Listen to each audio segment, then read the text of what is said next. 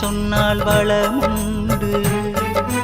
சிவா சிவா என்று சொன்னால் சிறப்புண்டு. தண்டநாதா என்று சொன்னால் தனமுண்டு.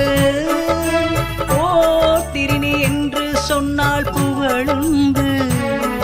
அஞ்ஞான சக்கரேஸ்வரியின் அருளுண்டு. அம்மையாரின் திருப்பெயர்கள் 12.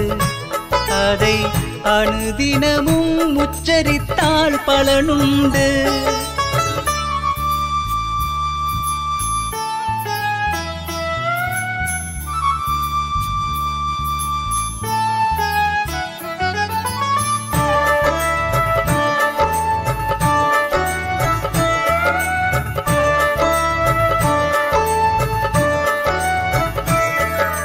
மகாசேனா என்று சொன்னால் மதியுண்டு.